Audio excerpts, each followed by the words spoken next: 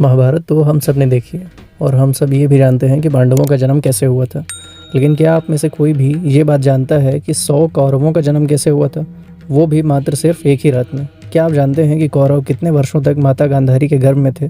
किस ऋषि या फिर देवता से आशीर्वाद पाने के बाद में गांधारी को 100 पुत्रों की प्राप्ति हुई थी? कौरवों का जन्म गांधारी के गर्भ से ही हुआ था या फिर सारे के सारे 100 के 100 कौरव मिट्टी के घड़ों में से जन्मे थे? वो आशीर्वाद ही था या फिर कोई श्राप था? क्योंकि 100 पुत्रों का एक साथ घर में होना कोई साधारण बात तो नहीं है। ये सारी बातें महाभारत में नहीं दिखाई जाती हैं। और अगर आप भी महाभारत से जुड़े इन महत्वपूर्ण बातों को जानना चाहते हैं जो कि आगे चलकर महाभारत के युद्ध का कारण बनी, अगर आप भी इन बातों को जानना चाहते हैं तो फिर ये वीडियो आपके लिए ही है।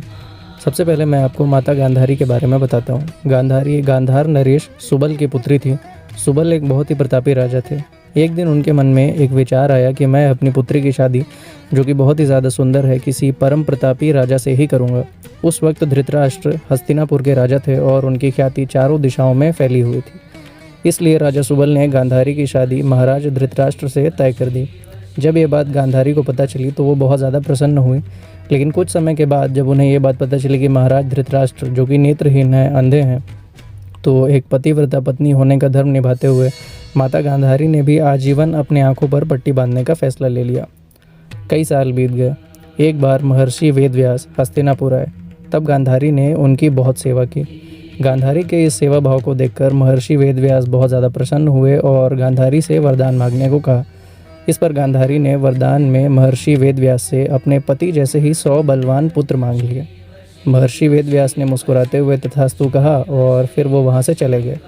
समय आया, गांधारी गर्भवती हुई। उनकी खुशी की कोई सीमा नहीं थी। लेकिन जब पूरे 2 वर्ष बीत जाने के बाद भी उनके संतानों का जन्म नहीं हुआ तो माता गांधारी काफ़ी चिंतित हो गईं, क्योंकि ये बात बिल्कुल असाधारण सी थी। काफ़ी समय बीत जाने के बाद जब उनके बच्चे नहीं हुए, तब एक दिन गांधारी बहुत क्रोधित हो उठी और क्रोध में आकर उन्होंने अपने पेट पर ज़ोर ज़ोर से मुक्कों से वार करना शुरू कर दिया। ऐसा करने पर उनके पेट से एक बड़ा सा मांस का पिंड बाहर आ गिरा। उधर महर्षि वेदव्यास को भी अपनी योग शक्ति से गांधारी के इस कार्य का पता चल गया और वो तुरंत ही हस्तिनापुर आ गए।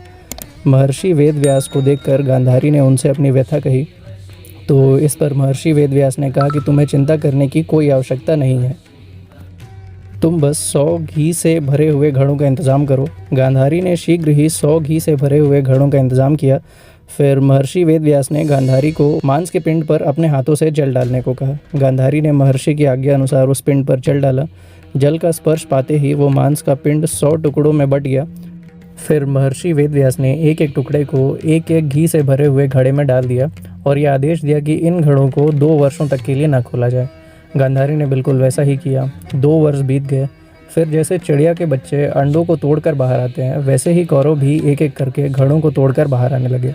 सबसे पहले दुर्योधन बाहर आया, इसलिए वो कौरवों में सबसे बड़ा भाई माना जाता है। और इस प्रकार एक एक करके 100 कौरवों का जन्म हुआ। पहले माता गांधारी के गर्भ से कौरव जन्मे, उसके बाद मिट्टी के घड़ों से कौरव का जन्म हुआ। उन 100 घड़ों में से एक घड़े से एक बहुत ही सुंदर कन्या का भी जन्म हुआ था।